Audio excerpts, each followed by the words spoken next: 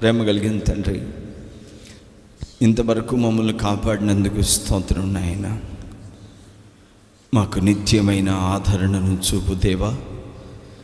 ఇంతవరకు మా జీవితంలో సజీవుడిగా, సర్వశక్తి గల దేవుడిగా ఉండి నడిపించినందుకు వందనాలు. ఈ పునరుత్థాన దినమందు మీరు మాతో మాట్లాడండి. వాక్యమును అడ్డగించే ప్రతి ఆత్మను యేసుక్రీస్తు నామములో కట్టి బంధిస్తున్నాను. నిశ్చయముగా ప్రజలకు వినగలిగిన చెవి ప్రసాదించండి. నీ మాటలు గ్రహించగలిగిన హృదయాన్ని ప్రసాదించండి. వాక్యమును పెడచెవిని పెట్టే మనసు తీసివేయండి. మీ కృపచేత సంఘమును జ్ఞాపకం చేసుకోమని యేసు నామంలో వేడుకుంటున్నాను తండ్రి, ఆమేన్. కూర్చుందాం. సామెతల పుస్తకం 1వ అధ్యాయం 23వ వచనాన్ని చదివి సహాయం చేయండి. నా గద్దింపు విని తిరుగుడి ఆలకించుడి నా ఆత్మను మీ మీద కుమ్మరించుదును, నా ఉపదేశమును మీకు తెలిపేదను. చాలు. దేవునికి మహిమ కలుగును గాక. జాగ్రత్తగా మీరు దేవుని మాట ఆలకించాలని నేను ఎంతో ఆశపడుతున్నాను. దేవుడు పరిశుద్ధ ఆత్మ ద్వారా రాయించిన మాట ఇది. నా గద్దింపును విని తిరుగుడి, నా ఆత్మను మీ మీద కుమ్మరించెదను, నా ఉపదేశమును మీకు తెలిపేదను. దేవునికి మహిమ కలుగునుగాక. పరిశుద్ధాత్మ దేవుడి దినమున మనతో మాట్లాడునుగాక. జాగ్రత్తగా మీరు ఈ మాటని మీ మనసులో తీసుకోవాలని నేను ఆశపడుతున్నాను. నా గద్దింపును విని తిరగండి. మీరు నా తట్టు తిరిగిన ఎడల నేను మీ తట్టు తిరుగుతానని ప్రభు చెప్తున్నాడు. మీరు నాకు మొరపెట్టిన ఎడల నేను నీకు ఉత్తరం ఇస్తాను. ఈరోజున సంఘం గుర్తించాల్సిన ఒక ప్రాముఖ్యమైన మాట, దేవుని మాటను, దేవుని గద్దింపును విని ఆయన తట్టు తిరిగేవారిగా ఉండాలని ప్రవాసపడుతున్నాడు.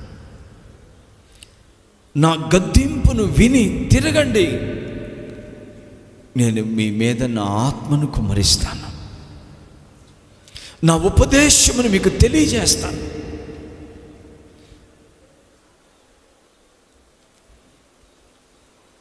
పరిశుద్ధ గ్రంథంలో దేవుని గద్దింపుని విని, దేవుని మాటని విని ఆయన వైపు తిరిగిన వారు కొంతమంది, ఆయన చెప్తున్న ఆ మాటని పెడచెవిని పెట్టిన వారు కొంతమంది. ఈరోజున ప్రభు చెప్తున్న మాట, నా గద్దింపును విని తిరగండి. నువ్వు ఎటువైపు తిరిగి ఉన్నావో, నువ్వు ఎటు చూస్తూ ఉన్నావో, ఎవరి వైపు చూస్తున్నావో, దేని వైపు చూస్తున్నావో, ఏ పరిస్థితి వైపు చూస్తున్నావో, లేక లోకం వైపు, లోక సంబంధమైన ఆడంబరాల వైపు, లోక సంబంధమైన కార్యక్రమముల వైపు చూస్తున్నావేమో. ప్రభు అంటాడు, నా గద్దింపును విని తిరుగు, నేను నీ మీద నా ఆత్మను కుమ్మరిస్తాను.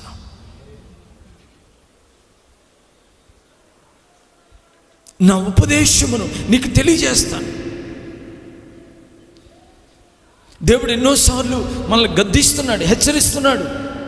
అనేక సంభవాల ద్వారా దేవుడు మనతో మాట్లాడుతున్నాడు.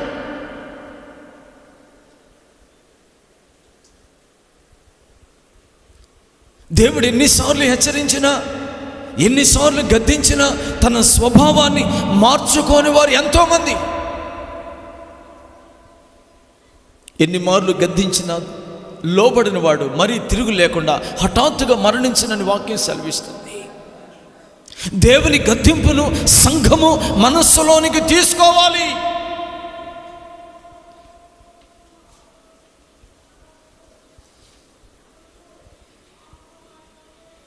చాలా ప్రాముఖ్యమైన విషయం ఇది.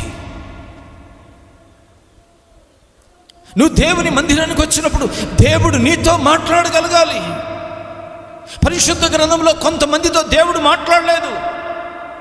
ఊరిము ద్వారా మాట్లాడలేదు, తుమ్మిం ద్వారా మాట్లాడలేదు, ప్రవక్త ద్వారా మాట్లాడలేదు, దర్శనం ద్వారా మాట్లాడలేదు, ప్రవచనం ద్వారా మాట్లాడలేదు. దేవుడే మౌనమైపోయాడు.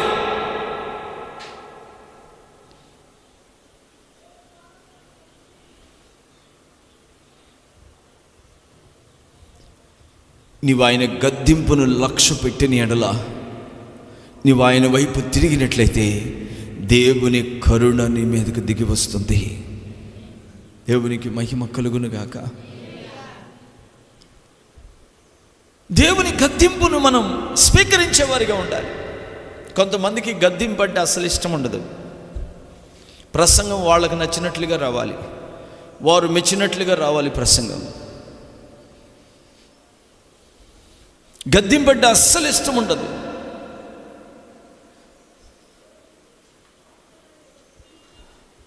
వారి వ్యక్తిగత విషయంలో వారితో మాత్రం స్ట్రైట్గా మాట్లాడకూడదు.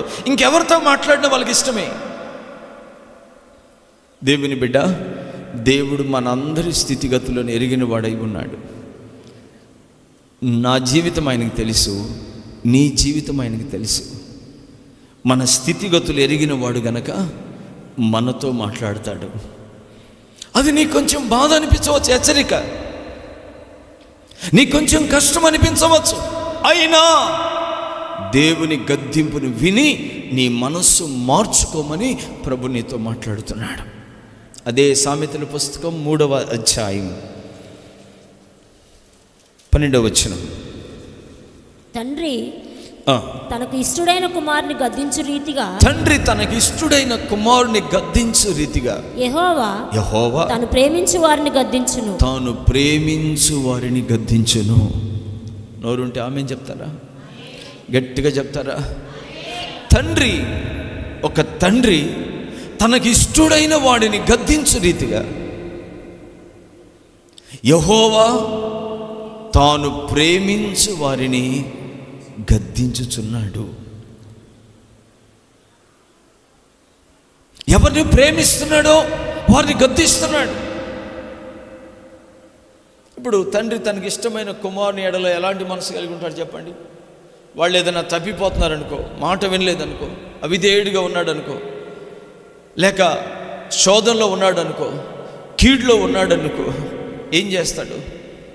వాడు ఆ కీడులోనే, ఆ నష్టంలోనే, ఆ శాపంలోనే, ఆ కన్నీళ్ల మధ్యలోనే నశించిపోవటం తండ్రికి ఇష్టమవుతుందా? కనుక తన కుమారుని అధికంగా ప్రేమిస్తాడు గనక అతన్ని గద్దిస్తాడు. బయట పిల్లల్ని గద్దించినట్లుగా గద్దిస్తాడా? చెప్పండి, మీరు మాట్లాడాలి. మీ పిల్లల్ని బయటి పిల్లలు గద్దించినట్లుగానే మీరు గద్దిస్తారా? మాట్లాడాలి. అలానే గద్దిస్తారా మీ పిల్లల్ని? ఎందుకని? మీ పిల్లల్ని సపరేట్గా ఎందుకు గద్దిస్తారు? మీకు హక్కు ఉంటుంది. వారిని కనిపించారు కనుక వారి మీద మీకు హక్కు ఉంటుంది. వారి మీద ఎన్నో ఆశలు పెట్టుకున్నారు కనుక, వారి కొండంతగా వాళ్ళని చూడాలనుకుంటున్నారు కనుక వారి మీద మీకు హక్కు ఉంటుంది.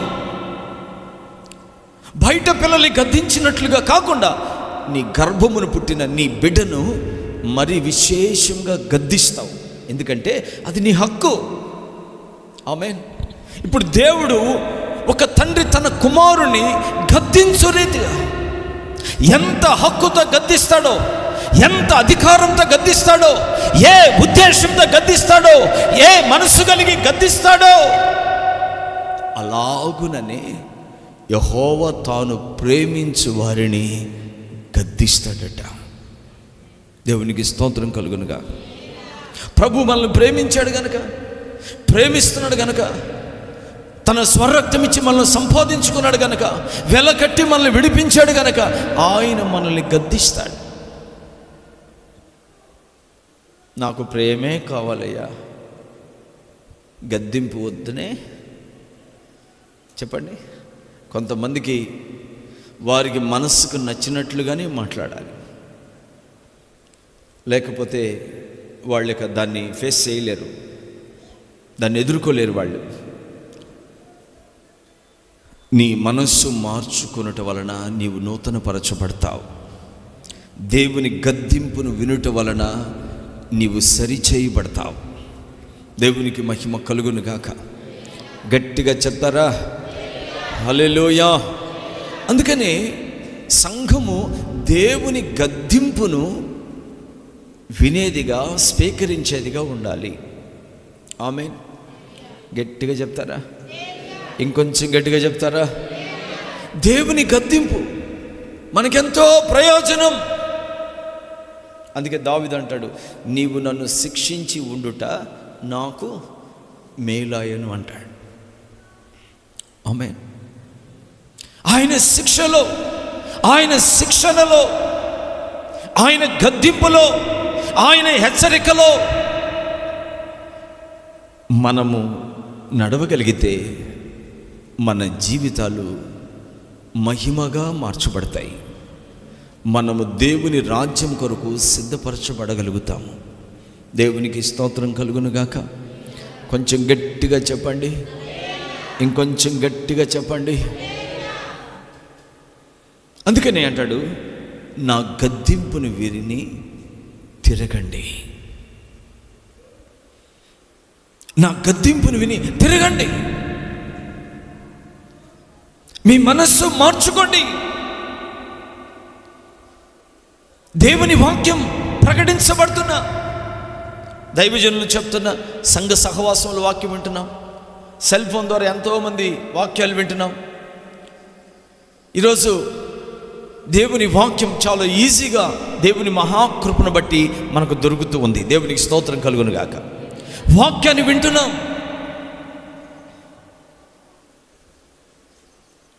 సమయం అనక అసమయం అనక వాక్యము ప్రతిసారి నీ చెవులో వినబడుతూనే ఉంది. కానీ ఆ వాక్యానికి లోబడే వాళ్ళు ఎంతమంది ఉన్నారు?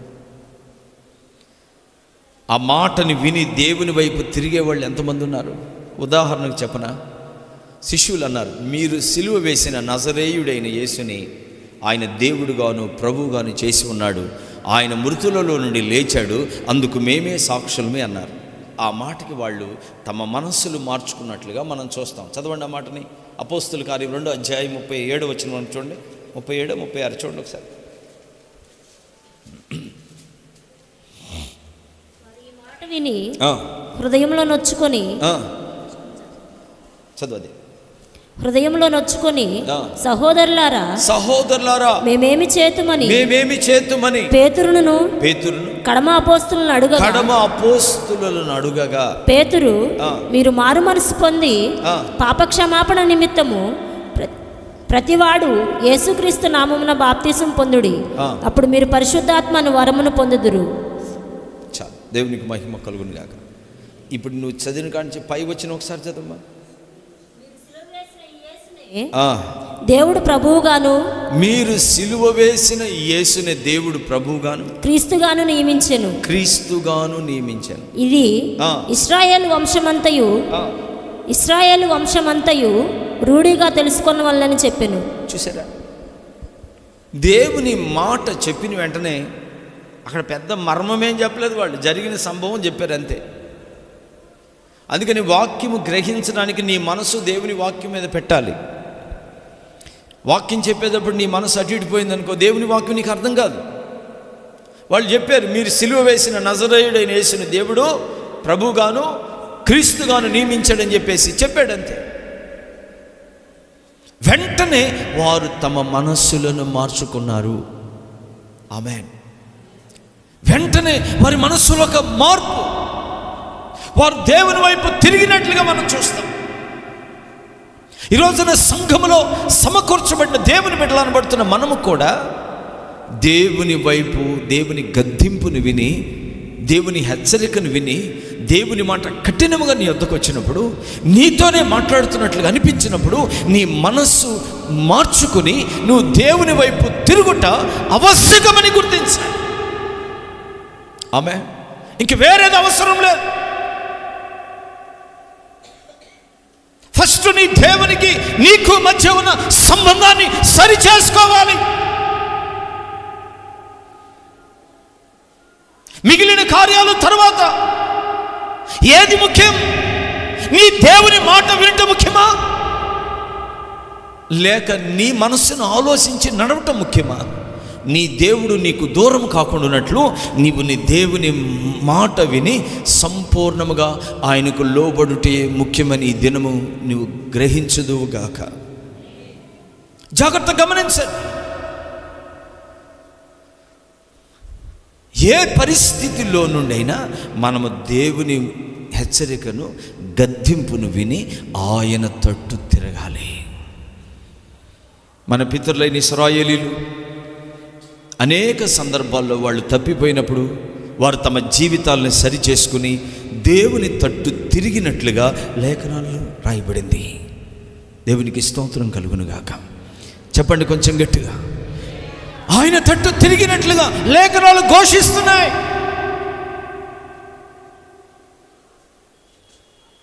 ఎజ్రా దేవుని సన్నిధిలో కన్నీరు కారుస్తాడు, దేవుని వైపు తిరిగి తన పితరుల పాపము నిమిత్తమై.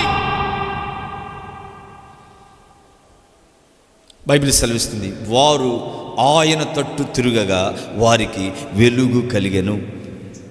చెప్పండి నోరుంటే గట్టిగా.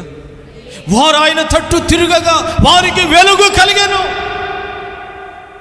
ఈ రోజున నీ ముఖంలో దైవికమైన ఆ ప్రసన్నత, ఆ వెలుగు, ఆధ్యాత్మిక సంబంధమైన ఆ ప్రకాశం నీలో కనబడినట్లు నీవు ఆయన తట్టు తిరగాలి. డబ్బు తట్టో, లోకం తట్టో, ఐశ్వర్యం తట్టో, ఈ లోక సుఖభోగాల తట్టో, ఈ లోక సంబంధమైన ఆడంబరాల తట్టు కాదు నువ్వు తిరగవలసింది. దేవుని మాట విని ఆయన తట్టు నువ్వు చూడగలిగితే నీ ముఖం మీద వెలుగు ప్రకాశిస్తుంది. వెలుగయ్యున్న దేవుడు నీలో ప్రకాశిస్తాడు. అంధకారం తొలగించబడుతుంది. 11 వచ్చిన ఒకసారి చదవండి. సామెతలు 3:11. నా కుమారుడా, యెహోవా శిక్షను తృణీకరింపవద్దు. ఆయన గద్దింపునకు విసుకవద్దు. నా కుమారుడా, యెహోవా శిక్షను తృణీకరింపవద్దు. ఆయన గద్దింపునకు విసుకవద్దు. మంచి విషయాలు చెప్పినా కొంతమందికి అప్పటికప్పుడే బుస్సుమని వచ్చేస్తుంది. విసిగిపోతూ ఉంటారు, వేసారిపోతూ ఉంటారు. అలా కాదు. నీ దేవుని శిక్షను నువ్వు తృణీకరించవద్దు. ఆయన హెచ్చరికకు నువ్వు విసిగిపోవద్దు. నీతో మాట్లాడుతున్నాడంటే, నిన్ను హెచ్చరిస్తున్నాడంటే ఆయన నిన్ను గాఢంగా ప్రేమిస్తున్నాడు కనుకే ఆయన నీతో మాట్లాడుతున్నాడు. లోకంలో ఎంతోమంది జనం ఉంది. ప్రపంచవ్యాప్తంగా ఎన్నో జాతుల వారు ఉన్నారు. వారితో మాట్లాడని దేవుడు నీతో ఎందుకు మాట్లాడుతున్నాడు? వారికి లేని భాగ్యాన్ని దేవుడు నీకెందుకు ఇస్తున్నాడు? ఆయన నిన్ను ప్రేమిస్తున్నాడు గనక ఆయన నీతో మాట్లాడుతున్నాడు. నువ్వు ఆయన మాటల్ని వెనక్కి త్రోసివేయటానికి వీల్లేదు. నువ్వు ఆయన మాటలు విడిచి వైదొలిగిపోవడానికి వీల్లేదు. నువ్వు ఆయన మార్గం నుండి పక్కకు వెళ్ళడానికి వీల్లేదు.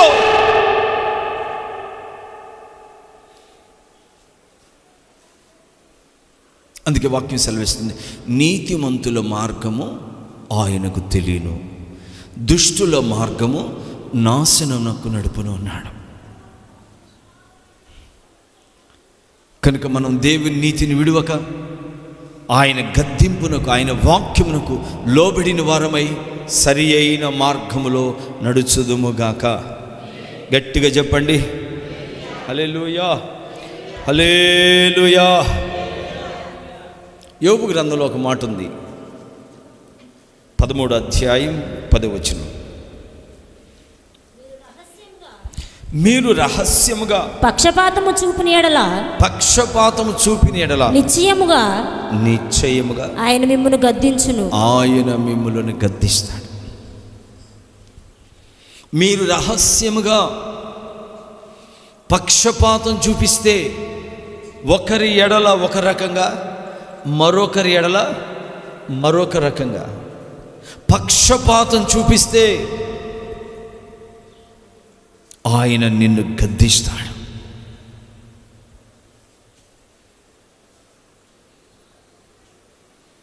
నీ మనస్సులో కూడా పక్షపాతం కనబడకూడదు. వినండి ఈ విషయాన్ని. నీ మనసులో కూడా పక్షపాతం కనబడకూడదు.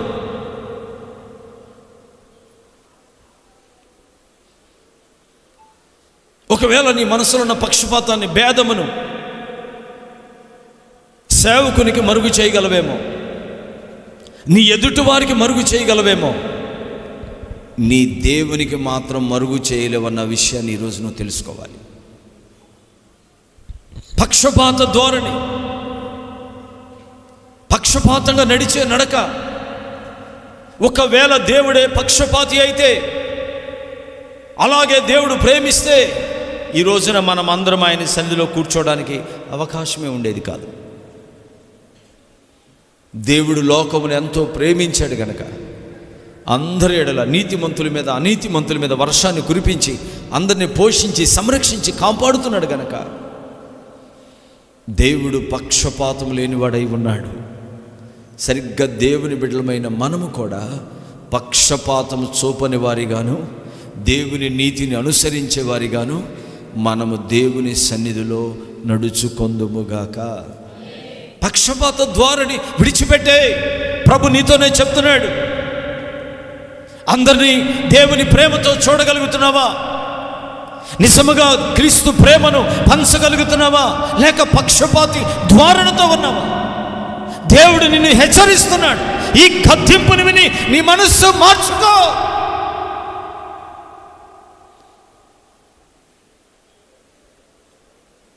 నీకు నచ్చిన వారితో ఒక రకంగా, నీకు నచ్చని వారితో ఒక రకంగా, నీ నోటిని నీకు ఇష్టం వచ్చినట్లుగా వాడితే ఒక ఓటలో నుంచి మంచి నీరు, చెడు నీరు, చేదు నీరు వస్తాయా అని వాక్యం సెలవిస్తుంది. కనుక నీ నోటికి ఒక ప్రతిష్టత అవసరం. నీ మనసుకు ఒక ప్రతిష్టత, అంతరంగ హృదయ సున్నతి అవసరమని ప్రభు నీతో మాట్లాడుతున్నాడు. నువ్వెప్పుడు ధారాళమైన మనస్సు కలిగి ఉంటావో, ఎప్పుడు పక్షపాత ద్వారం లేని మనస్సు కలిగి ఉంటావో, నా దేవుడు నీ జీవితంలో కూడా అలాంటి మనస్సు కలిగి ఉంటాడు. దేవునికి మహిమ కలుగునుగాక. గట్టిగా చెప్పండి హల్లెలూయా. ఇంకొంచెం గట్టిగా చెప్దాం. అందుకనే మనం దేవుని మాట వినినట్లయితే, మనం దేవుని గద్దింపును విని నడుచుకున్నట్లయితే, ఆయన మన జీవితంలో అనేక కార్యాలు ఈ సంవత్సరంలో చేయబోతూ ఉన్నాడు. హల్లెలూయా. బైబిల్లో రాయబడింది, మన పితరులను గుర్చంట వారి నిమిత్తం రాజులను గద్దించాడంట. చదవండి దినవృత్తాంతములు మొదటి పుస్తకం 16వ అధ్యాయం 22వ వచనం. ఆయన ఎవరినైనాను వారికి హింస చేయనీయలేదు, వారి నిమిత్తము రాజులను గద్దించెను. ఆయన ఎవరినైనాను వారికి హింస చేయనీయలేదు, వారి నిమిత్తం రాజులను గద్దించాడు. తన ప్రజల నిమిత్తం, తన ప్రజలకు ఎవరును కీడు చేయనివ్వలేదు. వారి నిమిత్తం ఆయన రాజులను గద్దించాడు. వారి నిమిత్తం ఆయన ప్రభుత్వాలు మార్చాడు, రాజ్యాలు కూల్చాడు. నీ నిమిత్తం దేవుడు రాజులను గద్దిస్తాడు. సార్వత్రిక సంఘమా, ప్రపంచవ్యాప్తమున్న దేవుని ప్రజలారా, సార్వత్రిక సంఘమా, నీ నిమిత్తం దేవుడు రాజులను గద్దించువాడై ఉన్నాడు. ఎవరు తన ప్రజలకు ఎవరు హాని చేయడానికి వీలు లేకుండా దేవుడు వారిని హెచ్చరించాడు. ఆమేన్. మన పితరుడైన అబ్రహామును మనం చూసుకుంటే, ఇస్సాకును చూసుకుంటే, అబీమెలెకు రాజు, ఆ రాజు విషయంలో దేవుడు గద్దిస్తాడు. అబీమెలెక, ఆ స్త్రీ విషయమై జాగ్రత్త. ఆమె ఒక ప్రవక్తకు భార్య అంటాడు. ఆమేన్. చెప్పండి. రాజు గుండెల్లో వణుకు.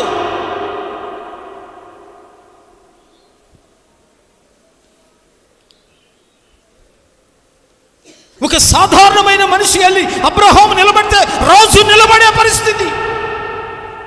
అబ్రహాము ఎదుట అబీమెలెకు వణికిపోతున్నాడు. దేవుడు తన ప్రజల నిమిత్తం రాజులను గద్దించేవాడు. నోరుంటే గట్టిగా ఆమేన్ చెప్పండి. యాకోబు నిమిత్తం ఫరోను దేవుడు గద్దిస్తున్నాడు. యాకోబు సంతానం ఐగుప్తు దేశంలో ఉన్నప్పుడు యాకోబు సంతానమును గురించి పోరాడటానికి దేవుడే దిగి వచ్చాడు. ఈరోజున నా ప్రియ దేవుని బిడ్డలారా, ప్రభు నీతో మాట్లాడుతున్నాడు. ప్రభు నీతో మాట్లాడుతున్నాడు. నువ్వు నీతిని విడువక దేవుని సన్నిధిలో దేవుని గద్దింపుని విని నమ్మకంగా నువ్వు కానీ జీవించగలిగితే దేవుడు నీ నిమిత్తం రాజులను గద్దిస్తాడు. ఆమె నీ మీద పెత్తనం చేయాలనుకున్న వారిని, నిన్ను అణచాలనుకున్న వారిని, నిన్ను లేకుండా చేయాలనుకున్న వారిని దేవుడు గద్దిస్తాడు. ఈ 2024 సంవత్సరంలో నా దేవుడు నీ పక్షముగా యుద్ధము చేయబోతూ ఉన్నాడు. గద్దిస్తాడు, గద్దిస్తాడు. దేవుని గద్దింపు ఎదుట ఎవడు నిలబడగలడు చెప్పండి? ఆయన నోరు తెరిచి హెచ్చరిస్తే ఆయన కోపం ఎదుట నిలబడగలిగిన వాడు ఎవడో?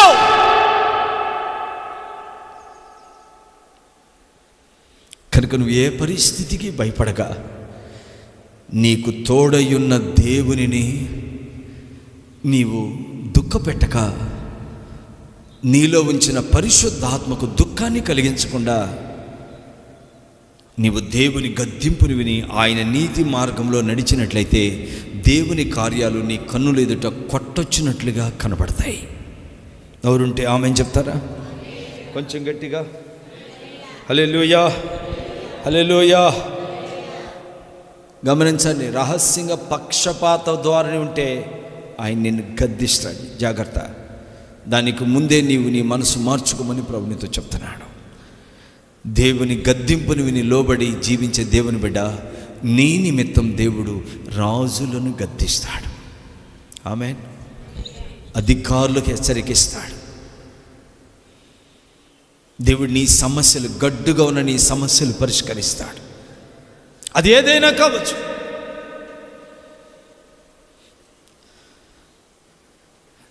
రాజులతో దేవుడు మాట్లాడతాడు, అధికారులతో మాట్లాడతాడు. సంవత్సరాల తరబడి నీ సమస్య పరిష్కరించబడలేదే, నీ సమస్య పరిష్కారం కోసం చూస్తున్నావే. దేవుడు తన యందు భయభక్తులు కలిగిన వారి విషయమై ఆయన రోషం కలిగి ఉన్నాడు. నీ నిమిత్తం అధికారులతో మాట్లాడతాడు. తగిన వేళలో ఆయన నీకు పరిష్కారం చూపు దేవుడై ఉన్నాడు. దేవునికి మహిమ కలుగునుగాక. అది నీ కుటుంబ సమస్యనా, అది నీ భూ సమస్యనా, అది నీ వ్యక్తిగత సమస్యనా, నీ పైనున్నవారు నీ మీద భారముగా ఉన్నారా, దేవుడు వారితో మాట్లాడతాడు. ఐగుప్తీయులు భారమైన కాడిగా వారి మీద ఉండిపోయారు. దేవుడు ఆ కాడిని విరిచి పక్కన పడేసి స్వేచ్ఛనిచ్చి నడవండి కానానికి అన్నాడు. దేవునికి మహిమ కలుగును గాక. నా దేవుడు నీ జీవితంలో తప్పకుండా కార్యం జరిగిస్తాడు. కొంచెం గట్టిగా చెప్పండి హల్లెలూయా. ఇదే మాట కీర్తనల గ్రంథంలో కూడా చదవండి ఒకసారి. 105వ కీర్తన 15వ వచనం. ఆయన ఎవరినైనాను వారికి హింస చేయనీలేదు, ఆయన వారి కొరకు రాజులను గద్దించెను, దేశం మీదకి ఆయన కరువు రప్పించెను. చాలు, మరి చదువు వచ్చిన ఒకసారి. ఆయన ఎవరినైనాను వారికి హింస చెయ్యనీయలేదు, ఆయన వారి కొరకు రాజులను గద్దించాడు. దేవునికి మహిమ కలుగును గాక. ఎవరిని గద్దించాడండి? రాజులను గద్దించాడు.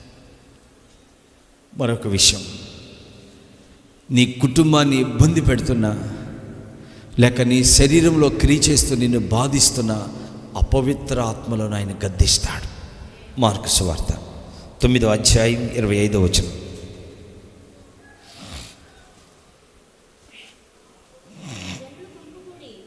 జనులు గుంపు కూడి తన యొద్దకు పరిగెత్తుకొని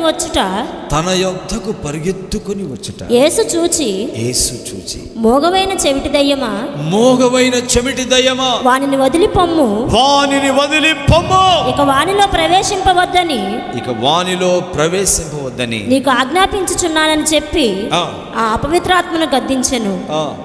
అప్పుడు అది కేకలు వేసి వానిని ఎంతో విలవిలలాడించి వదిలిపోయింది. అంతటా వాడు చచ్చిన వాని వల్ల ఉండెను గనుక అనేకులు వాడు చనిపోయిననిరి. చాలు, వాడు చచ్చిపోలేదు, బ్రతికే ఉన్నాడు. దేవునికి స్తోత్రం కలుగును గాక. వాడు ఆ అపవిత్రాత్మతో బాగా బాధపడుతూ ఉండేవాడు,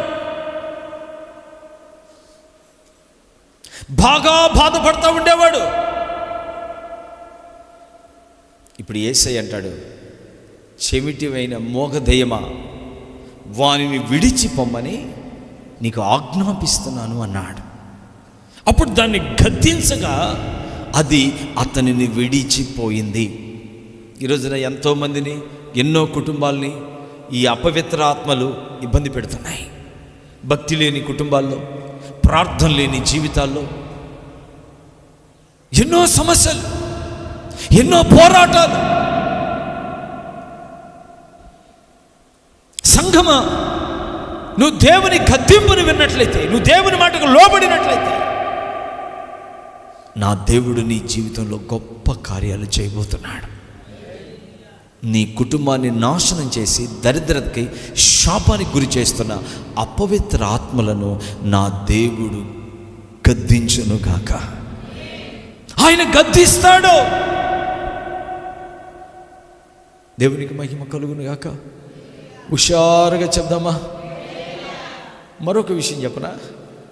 అపవాదంట మన మీద నేరారోపణ చేయడానికి నిలబడతాడంట. అలాగే యెహోషువ మీద, అతని మీద మలిన వస్త్రాలు ఉన్నాయని నేరారోపణ చేస్తూ ఉన్నాడు. బైబిల్ తెరవండి, జకరియా పుస్తకం 3వ అధ్యాయం 2వ వచనం.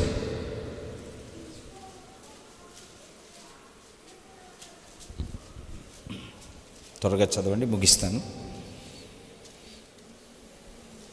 3వ అధ్యాయం 2వ వచనం. సాతాను యెహోవా నిన్ను గద్దించును, యెరూషలేమును కోరుకొని యెహోవా నిన్ను గద్దించును, ఇతడు అగ్నిలో నుండి తీసిన కొరివి వల్లే ఉన్నాడు కదా. మొదటి వచనం కూడా చదవమ్మా. మరియు యెహోవా దూత ఎదుట ప్రధాన యాజకుడైన యెహోషువ నిలవబడుటయు, సాతాను ఫిర్యాది అయి అతని కుడి పార్శ్వమున నిలువబడుటయు అతడు నాకు కనుబరిచెను. సాతాను యెహోవా నిన్ను గద్దించును, యెరూషలేము కోరుకొని యెహోవా నిన్ను గద్దించును. ఇతడు అగ్నిలో నుండి తీసిన కొరివి వలె ఉన్నాడు కదా అని యెహోవా దూత సాతానుతో అనెను. చూసారా? దేవునికి మహిమ కలుగును గాక. యెహోషువ విషయంలో, ప్రధాన యాజకుడైన యెహోషువ విషయంలో సాతానుడంట ఫిర్యాదు చేస్తున్నాడంట. ఇతనిలో ఫలానా లోపం ఉంది, ఫలానా లోపం ఉంది, ఫలానా. కొంతమంది ఫిర్యాదు బ్యాచ్ ఉంటారు. ఫిర్యాదు, అతడు అట్లా, ఆమె అట్లా, వాళ్ళట్లా, వీళ్ళట్లా. ఒకసారి మనం ఆలోచించాలి, ఆ స్వభావం, ఆ మాటలు ఎవరిలో నుంచి వచ్చాయి? సాతానులో నుంచి వచ్చాయి. ఫిర్యాదు చేస్తున్నవాడు అపవాది. సహోదరుడిగా, సహోదరిగా మన మధ్యలో ఉండవలసిందేంటి?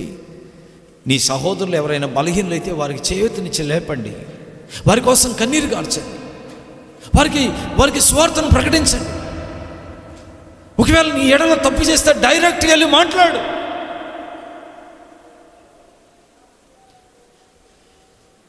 ఫిర్యాదు. సాతానుడు ఫిర్యాదు చేస్తున్నాడు యెహోషువ మీద, ప్రధాన యాజకుడైన యెహోషువ మీద. అప్పుడు దేవుడు ఏమంటున్నాడు? ఇతడు అగ్నిలో నుండి తీసిన కొరివి వలె ఉన్నాడు అని. ఆ తర్వాత ఏం జరిగింది చదమ్మా?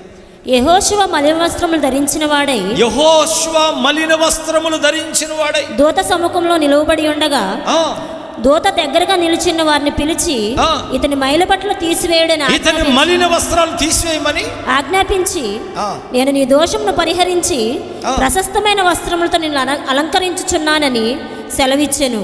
నేను నీ దోషములు పరిహరించి ప్రశస్తమైన వస్త్రములతో నేను నిన్ను అలంకరించుచున్నానని చెప్పాడు. అంతే. ఇక లేడాడా వెళ్ళిపోయాడు. అప్పుడు దాకా ఆ మలిన వస్త్రాలు కనబడినంతసేపు వాడు ఫిర్యాదు చేస్తూనే ఉన్నాడు. దేవుడు వాడు నోరెత్తకుండా యెహోషువని మార్చేశాడు. దేవునికి మహిమ కలుగును గాక. యెహోషువ వస్త్రాలు మార్చేశాడు. యెహోషువ ఒంటి మీద ప్రకాశించుచున్న ప్రకాశమానమైన వస్త్రాలు, పరిశుద్ధ వస్త్రాలు. దేవుని బిడ్డ, నువ్వు దేవుని గద్దింపును విని ఆయన వైపు తిరిగినట్లయితే నీ మీద ఉన్న మలిన వస్త్రాలు తీసివేయబడతాయి. నీ స్వభావాలు కడగబడతాయి. నా దేవుడు నిన్ను గద్దించేది ఎందుకంటే నిన్ను పరిశుద్ధపరచటానికి, నీ పాప శాప బంధకాలు తెంచడానికి, జిగటగల దొంగ ఊపి నుండి బయటకు విడిపించడానికి, నాశనకరమైన గొంతు నుంచి బయటకు తీయటానికి ఆయన నిన్ను గద్దిస్తాడు, ఆయన నిన్ను హెచ్చరిస్తాడు.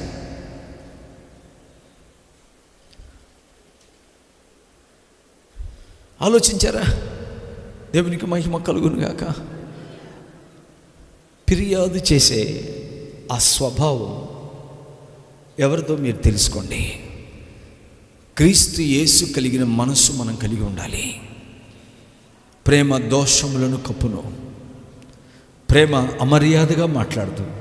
ప్రేమ డంబముగా ప్రవర్తించదు. ప్రేమ స్వప్రయోజనాన్ని ఆలోచించకూడదు. ప్రేమ త్వరగా కోప్పడదు. ప్రేమ అన్నిటినీ నమ్ముతుంది, అన్నిటినీ తాలుతుంది, అన్నిటినీ ఓర్చుకుంటుంది. శాశ్వతమైనది ప్రేమ అన్నాడు. దేవునికి మహిమ కలుగును గాక. చెప్పండి కొంచెం గట్టిగా. ఫిర్యాదు. నిశ్చయంగా క్రీస్తు యేసు కలిగి ఉన్న మనసు మనము కలిగి ఉందుముగాక. కొంచెం గట్టిగా చెప్తారా? హల్లెలూయా. ఇంకొంచెం గట్టిగా హల్లెలూయా. ఒకసారి మన ప్రభు యేసయ్య ఆయన పునరుద్ధానుడై తిరిగి లేచిన తర్వాత కొంతమంది ఆయన్ని చూశారు. ఆయన్ని చూసి మేము యేసయ్యను చూసాము, ఆయన పునరుద్ధానుడై తిరిగి లేచాడు, మేము యేసయ్యను చూసామని చెప్పారు. ఈ 11 మంది శిష్యులు ఉన్నారు కదా, వీళ్ళు అంటారు, అయ్ చచ్చిపోయిన ఆయన లేవటం ఏంటి అసలు, మేము నమ్మమంటే నమ్మం అన్నారు. ఒకరోజు వాళ్ళందరూ 11 మంది భోజనానికి కూర్చుని ఉంటే యేసయ్య సడన్గా వారికి ప్రత్యక్షమయ్యాడు.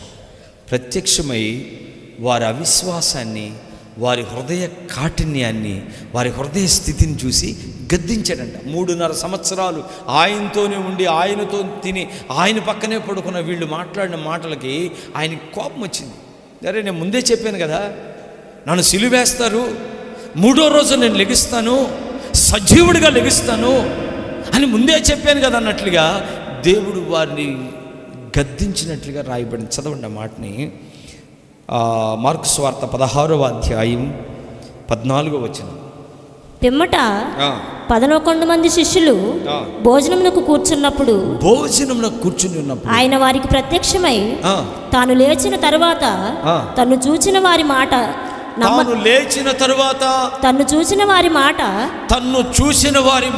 నమ్మనందున వారి అపనమ్మిక నిమిత్తమును హృదయ కాఠిన్య నిమిత్తమును వారిని గద్దించాడు. సంగమా వినండి ఈ విషయాన్ని. వాక్యం బోధించబడుతున్నా, దేవుడు అనేక పర్యాయములు నీతో మాట్లాడుతున్నా, నీవు దేవుని మాటల విషయమై అపనమ్మిక కలిగి ఉన్నందున నీ హృదయ కాఠిన్యమును బట్టి వారి పరిస్థితి అలాగే ఉంది అక్కడ. మేము నమ్మో అంటే దేవుని కంటే కూడా వీళ్ళు గొప్పోళ్ళు. వీళ్ళు ఆల్రెడీ ఆయన చెప్పాడు ఆ మాటను, ముందుగానే చెప్పాడు నేను లెగుస్తానని. ఆ మాటలను మూటను కట్టి ఎక్కడో పాతిపెడిసారు వీళ్ళు. ఈరోజు చాలామంది సంఘంలో కూడా దేవుని వాక్యాన్ని వాక్యంగా తీసుకోలేని మనసు, దేవుని వాక్యాన్ని హృదయంలోనికి చేర్చుకోలేని మనసు. ఒక విషయం చెప్పనా, నీ హృదయం కడగబడి నీ హృదయం చక్కగా దేవుని వాక్యాన్ని నీ మనసులోనికి నీ హృదయంలోనికి నువ్వు చేర్చుకోగలిగితే అది నీలో 100 అంతల ఫలముగా మారుతుంది. అసలు నీ జీవితంలో ఒక మార్పు, ఇక నీ లైఫ్ స్టైలే వేరుగా ఉంటుంది. నీ నడక, నీ పడక, నీ మాట, నీ ప్రవర్తన, నీ ఆలోచన, నీ నిర్ణయాలు, లోపలున్న దేవుని వాక్యం ఆధ్యాత్మికంగా నిన్ను ఫలభరితముగా మారుస్తుంది, పచ్చదనాన్ని తీసుకొని వస్తుంది. దేవుని మందిరంలో చెట్టుగా ఉంటావు, ఊగుతున్న రెల్లుగా ఉండలేవు.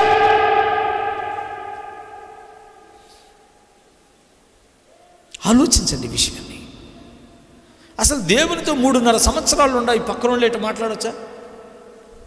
మీరు చెప్పండి, ఇట్లా మాట్లాడొచ్చా?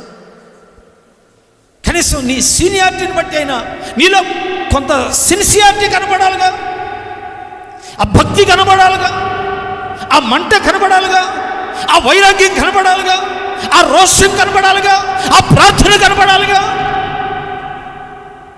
ఆ ప్రతిష్టత నీలో కనబడాలిగా, క్రీస్తు యొక్క ఆ దైవత్వం నీలో కనబడాలిగా. ఆలోచించండి ఈ విషయాన్ని. 3.5 సంవత్సరాలు ఆయన చేసే గొప్ప గొప్ప కార్యాలు కళ్ళతో చూశారే. ఇప్పుడు ఆయన మాటనే అవిశ్వాసిగా, ఆయన మాటనే నమ్మకుండా ఉండడానికి గల కారణం ఏంటి?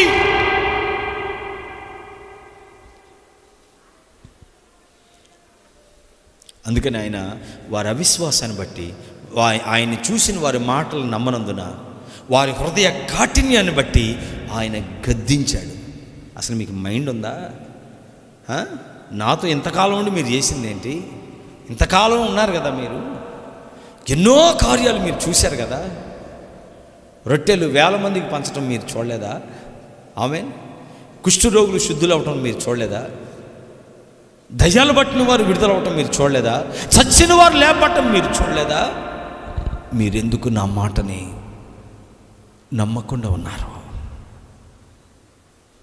ఈరోజున మన జీవితంలో మనం ఎలా ఉన్నాం? నువ్వు దేవుని మాటను నమ్ముతున్నావా? దేవుని మాట అంటే నీకు భయం ఉందా? దేవుని మాటకి నువ్వు విధేయురాలుగా ఉండగలుగుతున్నావా?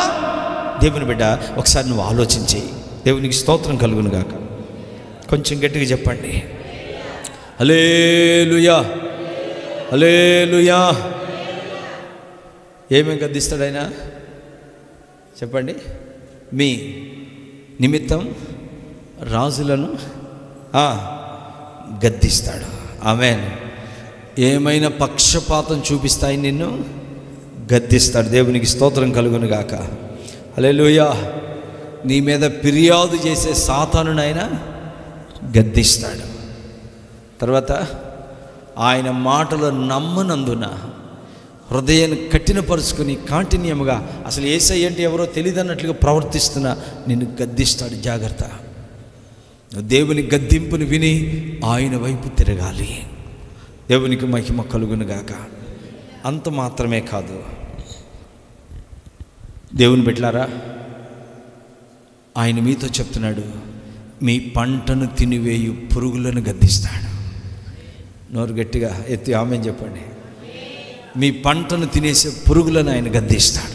మలాకీ పుస్తకం 3వ అధ్యాయం 10వ వచనం. నా మందిరంలో ఆహారం ఉన్నట్లు నా మందిరములో ఆహారమున్నట్లు 10వ భాగమంతయు 10వ భాగమంతయు మీరు నా మందిరపు నిధిలోనికి తీసుకొని మీరు నా మందిరపు నిధిలోనికి తీసుకొని రండి. దీన్ని చేసి మీరు నన్ను శోధించిన ఎడల దీన్ని చేసి మీరు నన్ను శోధించిన ఎడల నేను ఆకాశపు వాకిళ్లను విప్పి పట్టజాలనంత విస్తారముగా దీవెనలను కుమ్మరించుదనని సైన్యములకు అధిపతియగు యెహోవా సెలవిచ్చున్నాడు. మీ పంటను తినివేయు పురుగులను నేను గద్దించెదను, అవి మీ భూపంటను నాశనం చేయవు.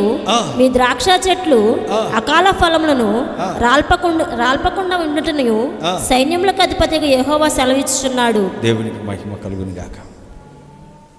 ఆయన మీ పంటను తినివేయు పురుగులను, చెప్పండి, మీ పంటను తినివేయు పురుగులను గద్దిస్తాడు. ఎప్పుడు చెప్పండి. దేవుని మందిరంలో ఆహారం ఉండునట్లుగా మీ 10వ భాగం అంతా కూడా తీసుకొచ్చి దేవుని మందిర నిధిలోనికి తీసుకురావాలి. ఈరోజు చాలామంది ఈ విషయంలో నిర్లక్ష్యం చేస్తున్నారు. చాలామంది ఎందుకనట్లా?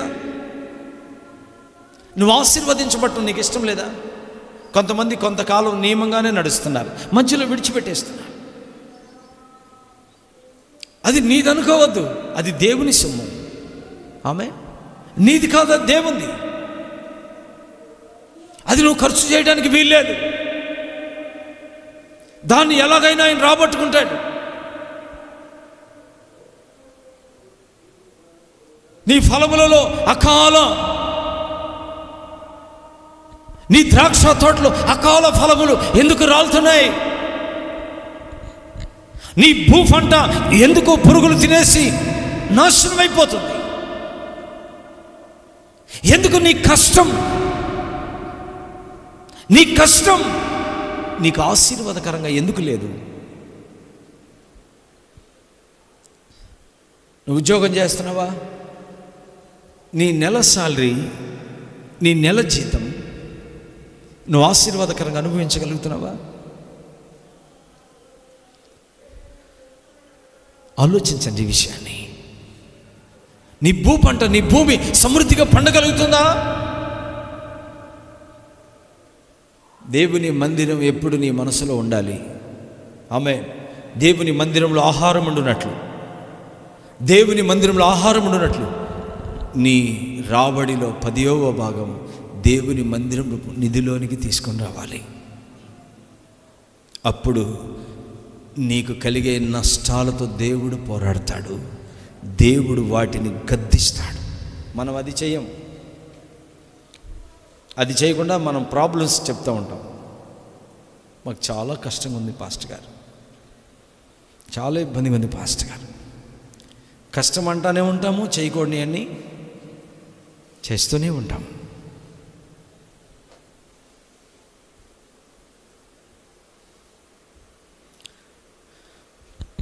ఒక దైవజనులు రాజ్బాబు అన్న చెప్పాడు నాతో ఒక మాట. నిబంధనలోని మినిస్ట్రీస్ రాజ్బాబు అన్న ఒక మాట చెప్పాడు. మనమంట మన స్థితిని గిరి గీసుకోవాలంట. దేవునికి స్తోత్రం. ఏం చేయాలి? గిరి గీసుకోవాలంట. ఆ గిరి దాటకుండా జాగ్రత్త పడాలంట. ఆ గిరి దాటితే ఎన్నో శోధనలకి మనం గురి కావాల్సి వస్తుంది. మన స్థితికి తగినట్లుగా మనం నడుచుకోవాలి. నీవు గొప్పవాడిగా ఆశీర్వదించబడటం, దైవజనుడిగా భూమి మీద సంతోషించే వారందరిలో నేను ముందుంటాను నీకోసం. ప్రతి వ్యక్తికి చెప్తున్న ఈ మాట అర్థమైందా? మీ కుటుంబాలు ఆశీర్వదించబడి మీరు గొప్పవారుగా, మీరు సంతోషంగా, సుఖశాంతులతో సంతోషంగా ఉంటే సంతోషించే వారిలో నేను మొదటి వ్యక్తిగా ఉంటాను. చాలా సంతోషం మీరు మంచిగా ఉంటాయి. అదే కావాలి. మీ మంచిని కోరి చెప్తున్నా. మీరు గిరి గీసుకోండి. మనకొచ్చేది 20,000 వస్తుంది అనుకోండి. మనం నెలకి 40,000 ఖర్చు చేస్తే ఎట్లా కుదురుతుంది? దానికి ఇక ఏది మనసు వస్తే దాన్ని మార్చేస్తాం. బండ్లు మార్చేస్తాం, సెల్ ఫోన్లు మార్చేస్తాం, ఇంకా చెప్పండి. మాట్లాడాలి అంటే మార్చొద్దన్నా. దేవుని కృప వల్ల నాకు ఒక ఫోన్ వచ్చింది. అది కూడా నేను సెకండ్ హ్యాండ్లో కొనుక్కున్నా, కొత్తది కాదు.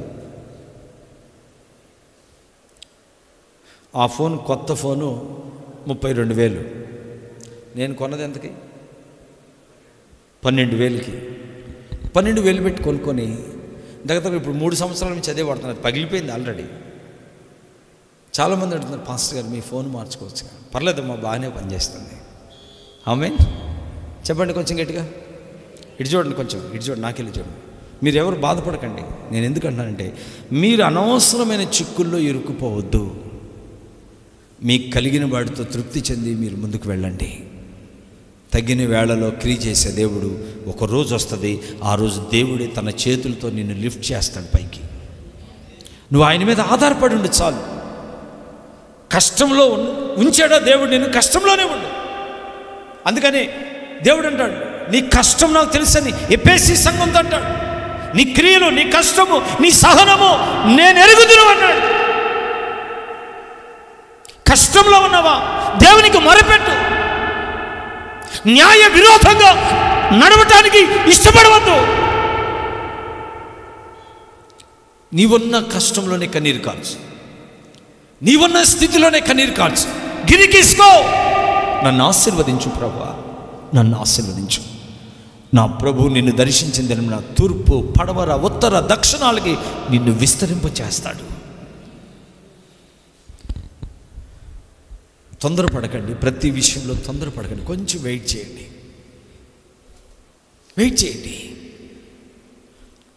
నా సేవకుడే, నా దైవజనుడే అంత కాస్ట్లీ ఫోన్ వాడట్లేదు కదా, నాకు అవసరమా? నా దేవుని ఇంట్లోని ఈ వస్తువు లేదే, నాకు అవసరమా? కొంచెం ఆలోచించండి ఈ విషయాన్ని. అనవసరమైన సమస్యల్లో మీరు గురి కాకూడదని సేవకునిగా రెండు చేతులు జోడించి మీతో చెప్తున్నాను. మోషే లాంటి దైవజనుడే దేవుని ప్రజలతో శ్రమ అనుభవించటం మేలు అన్నాడు. సుఖభోగాలను విడిచి వచ్చాడు మోషే. మనం దేవునితో శ్రమపడే విషయాన్ని విడిచిపెట్టి సుఖభోగాలు ఎంతో పరిగెత్తుతున్నాం. అది తప్పు. విడిచిపెట్టండి ఆ మనసు మీరు. ప్రార్థనలో గడపండి, విజ్ఞాపన చేయండి, రాత్రి పడుకోబోకండి.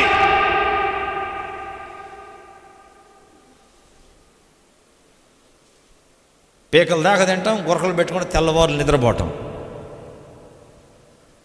సమర్పణ తెచ్చుకోండి బ్రదర్, సిస్టర్, సమర్పణ తెచ్చుకోండి. కొద్దిగా రాత్రి వేళ మోకాళ్ళ మీదకి రండి,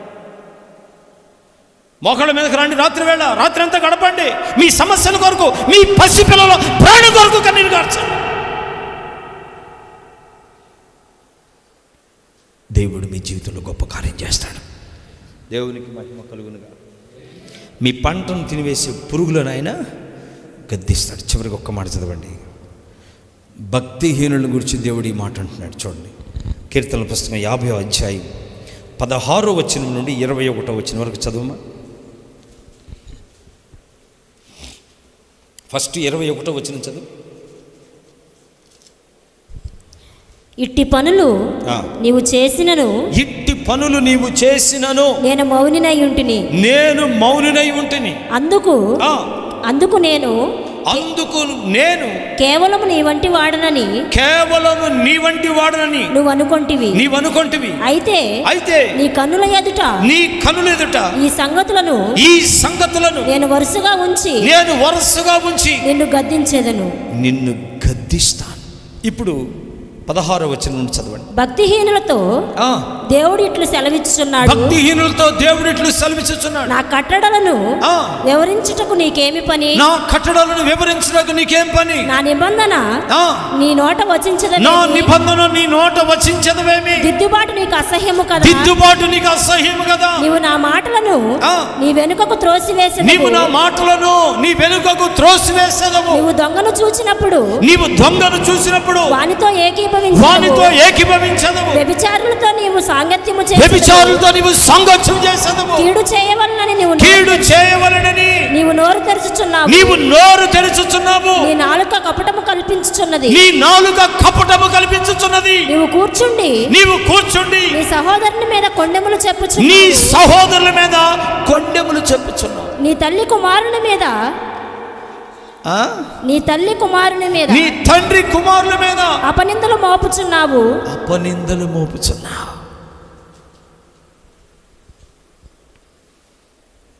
భక్తిహీనుల గురించి దేవుడు మాట్లాడుతున్నాడు. ఆలోచించండి, ఆ విషయాలు ఒక్కొక్కటికి మీరు ఆలోచించండి.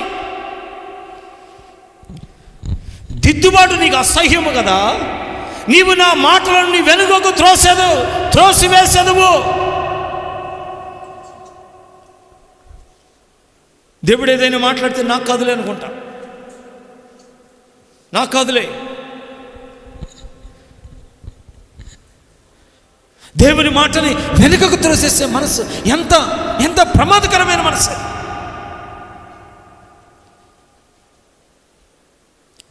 దొంగను చూస్తే దొంగతో ఏకీభవిస్తున్నాం, వ్యభిచారం చూస్తే వ్యభిచారంతో ఏకీభవిస్తున్నాం. ఇంకా కీడు చేయవలెనని నోరు తెరుచుచున్నావు. కీడు చేయవలెనని నోరు తెరుచుచున్నావు. నీ నాలుక కపటమును కల్పించుచున్నది. నీ కూర్చుండి సహోదరుల మీద కొండేలు చెప్తున్నావు, వాళ్ళ మీద ఏళ్ళ మీద. చూడండి ఈ మాటలు మీరు ఒకసారి చదవండి. అందుకు 21వ వచనంలో ఏమన్నాడు? ఇవన్నీ నువ్వు చేసిన నేను మౌనినై ఉన్నాను. నువ్వు బ్లాక్మెయిల్ చేస్తున్నావు, ఏంటది? అంతేనా? ఆ మధ్య నేను న్యూస్లో చూస్తే ఒక వార్త, వాడు ఫేస్బుక్లో చాట్ చేస్తున్నాడు.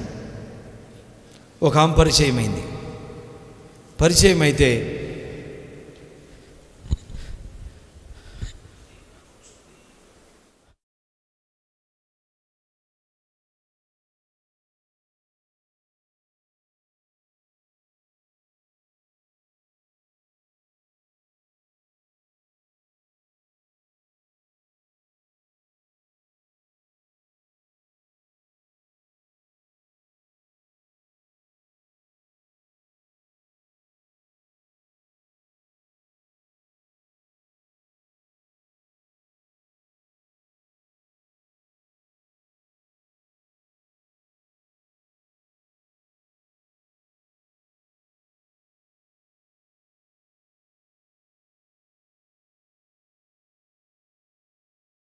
పట్టుకుంటుంది, జంప్, ఇంటికి వెళ్ళి వస్తానండి అంతే.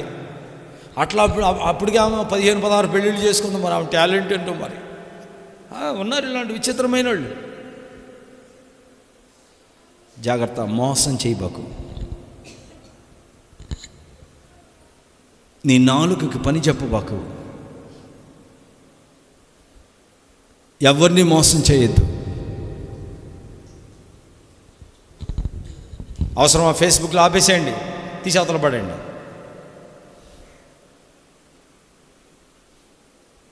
అద్దా ఫోన్ పట్టుకుని ఫేస్బుక్ అంటే ఏదో చెప్పారు ఒక దైవజనుడు. ఏం చేస్తుంటది? పద్దాక నీ ముఖాన్ని చూస్తుంట ఏం చేస్తుంది? దేవుని మహాకృపను బట్టి నాకు అలాంటి ఫేస్బుక్లు ఏమి లేవు. ఏజు రక్తం విజయం, హల్లెలూయా. అవసరం లేదండి. ఎందుకు అవసరం? మోసం చేయాల్సినంత అవసరం ఏంటి? కష్టపడి రక్తం ఓడ్చి కష్టపడి దాన్ని సంపాదించి తిను, అది నీ ఒంటికి పట్టుద్ది. ఈ మధ్య మోసం చేసే బ్యాచ్ ఎక్కువైపోయారు. నువ్వు మోసం చేసి బతికేయాలనుకో, తప్పదే.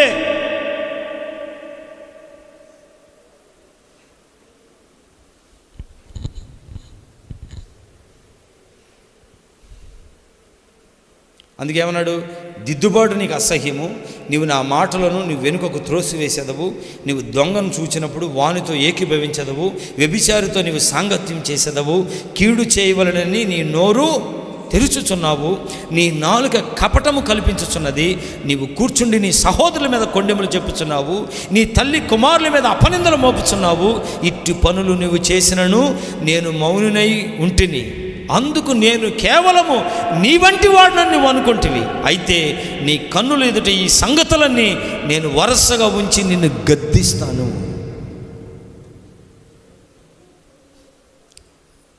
ఏం కాదులే, మనం ఏం చేసినా నువ్వు అనుకుంటున్నావేమో.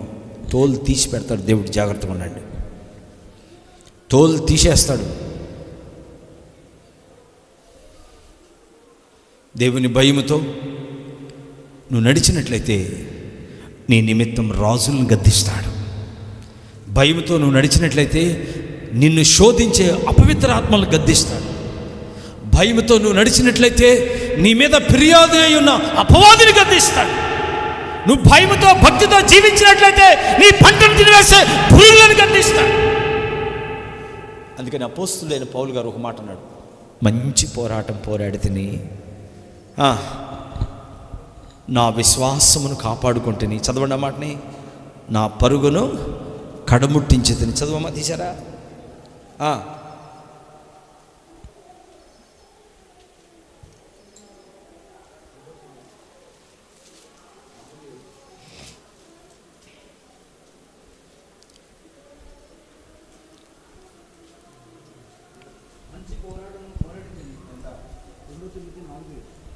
రెండో తిమోతి 4:7.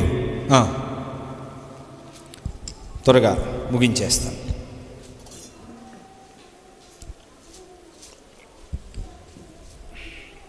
మంచి పోరాటము పోరాడి తిని నా పరుగు కడముట్టించి తిని. నా పరుగు కడముట్టించి తిని. విశ్వాసము కాపాడుకొంటిని. విశ్వాసము కాపాడుకొంటిని. ఇక మీదట నా కొరకు నీతి కిరీటం ఉంచబడి ఉన్నది. ఇక మీదట నా కొరకు నీతి కిరీటం ఉంచబడి ఉంది. మంచి పోరాటం పోరాడాలి. మన విశ్వాసాన్ని కడముట్టించాలి, కాపాడుకోవాలి. మన పరుగును కడముట్టించాలి. బహుమతి పొందినట్లుగా మనం ప్రయాణం చేయాలి. ఈ ఆధ్యాత్మిక జీవితంలో కష్ట సుఖాలన్నీ ఉన్నాయి. దేవుని బిడ్డ, ప్రభు నిన్ను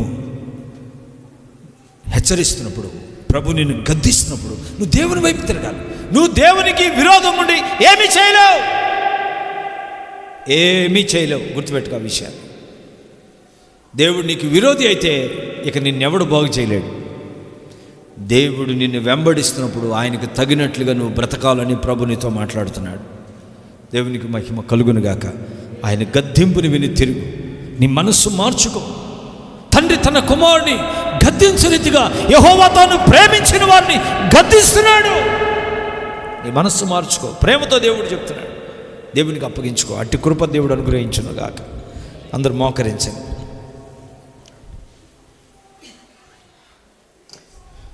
అందరూ మోకరించండి ఒక్క నిమిషం. హల్లెలూయా, హల్లెలూయా, హల్లెలూయా. నోరు తెరవండి అందరూ ఒక్క నిమిషం.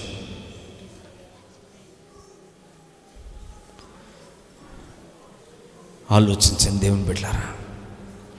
ఒకవేళ నువ్వు బలహీనురాలుగా ఉన్నావా?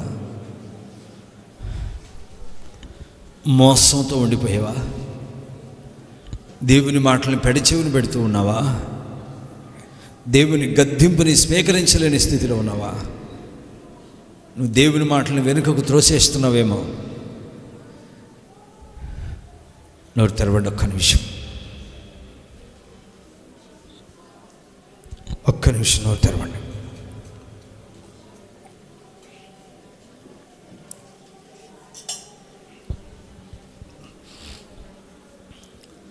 ఒకవేళ నీ స్థితి కొంచెంగా నన్ను భయపడద్దు. ఒకరోజు రాబోతుంది. ఎంతో కాలం ఎదురు చూస్తున్నావుగా, వెయిట్ చేయి. ఆయన అన్యాయస్తుడు కాదు. నిన్ను మరిచిపోవడానికి ఆయన అన్యాయస్తుడు కాదు.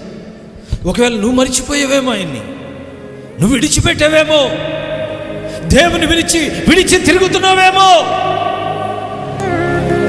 దేవుని భయం లేకుండా తిరుగుతున్నావేమో, ఆయన గద్దింపుని విని ఆయన వైపు తిరుగు. నిన్ను మరిచిపోవడానికి ఆయన అన్యాయస్తుడైన దేవుడు కాదు. దేవుని బిడ్డ, మనల్ని ఐశ్వర్యవంతులుగా చేయి ఆయన దరిద్రుడు అయిన లేఖనాల్లో రాయబడింది. ఇల్లు మొఖాళ్ళ మీదకి వచ్చి 2 చేతులు ఆకాశం వైపు చాపి ఒక్క నిమిషం మనం ప్రార్థన చేసుకుందాం. ఒక్క నిమిషం దయచేసి అందరూ మీ స్వరం ఇప్పండి. ఒక్క నిమిషం. నా గద్దింపుని విని తిరుగుడి అని ప్రభు చెప్తున్నాడు. ఈ దినమున దేవుడు నిన్ను గద్దిస్తున్నాడు. దేవుడు నిన్ను హెచ్చరిస్తున్నాడు.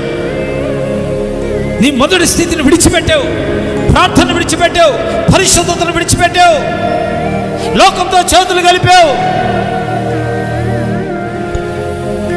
ఎక్కడికి వెళితే ఆ గొడుగు ఎత్తుతున్నావు.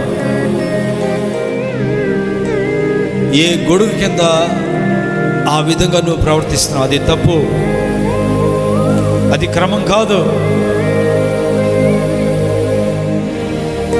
మనం దేవుని సన్నిధిలో జీవించాలి. దావీదు వలె నువ్వు పచ్చని ఒలీవ చెట్టుగా ఉండాలి. మందిరంలో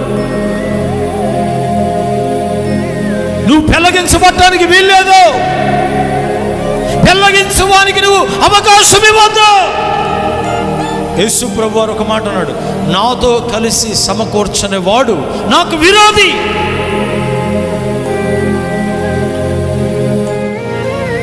నా పక్షమున ఉండని వాడు నాకు విరోధి అంటాడు.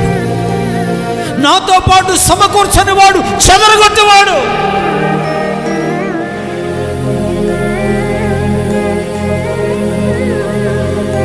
నువ్వు దేవునితో కలిసి సమకూర్చబిడ్డగా ఉండాలి. నువ్వు దేవుని మందిరంలో పచ్చని ఒలివ చెట్టుగా ఉండాలి. నీ పచ్చదనం కనబడాలి. దేవుని గద్దింపుని విని తిరుగు.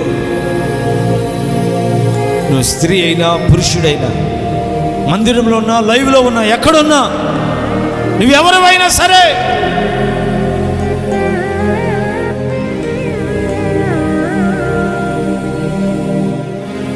నీ హృదయంలో పక్షపాతాన్ని తీసే. నీకు ఇష్టం వచ్చిన వారిని ప్రేమించడం, నీకు కష్టం వచ్చిన వారిని ద్వేషించడం తీసే.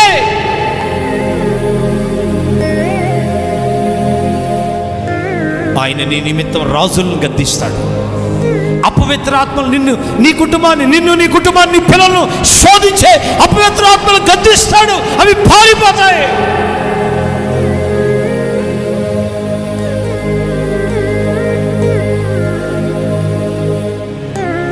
నీ పంటను తినివేసే పురుగులను గద్దిస్తాడు దేవుని బిడ్డ. ఒకవేళ ఆధ్యాత్మికంగా బలహీనపడి ఉంటే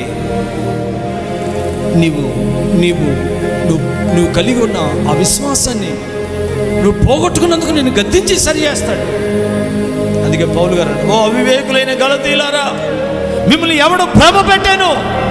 సిలువ వేయబడినట్లుగా యేసుక్రీస్తు మీ కనుల ఎదుట ప్రదర్శింపబడెను కదా. భ్రమలకు గురికాకండి. నిత్యము నిలిచి సియోను కొండవలే నువ్వు సహవాసంలో నిలిచి ఉండాలి. ఎగిరిపడే వాటికి నువ్వు ఆకర్షింపబడద్దు. దైవజనులు సురేష్ అయ్యి చెప్పాడు ఒక మాట, అది రోడ్డు పక్కన ఉండదంట, బండి వస్తేనే లేచింది అంటది. మళ్ళీ అది లేవాలంటే మళ్ళీ బండి రావాలి. అలాంటి వాటికి నువ్వు ఆకర్షించబడద్దు. అలాగా నువ్వు కూడా ఉండొద్దు. దేవుని బిడ్డ, నువ్వు ఆయన సన్నిధిలో నాటబడి ఉండాలని ప్రభు కోరుకుంటున్నాడు. ప్రభుకు అప్పగించుకుందాం. నీ కుదిరినప్పుడు కాదు, నువ్వు దేవుని భయముతో రా, దేవుని భయముతో నడుచుకో. ఆదివారం మానటం నీ ఇష్టమే, రావటం నీ ఇష్టమే. నీకు నిబంధన ఏది?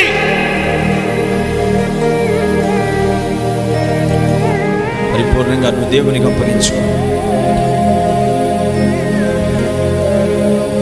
అట్టి కృప దేవుడు మనకు అనుగ్రహించును గాక.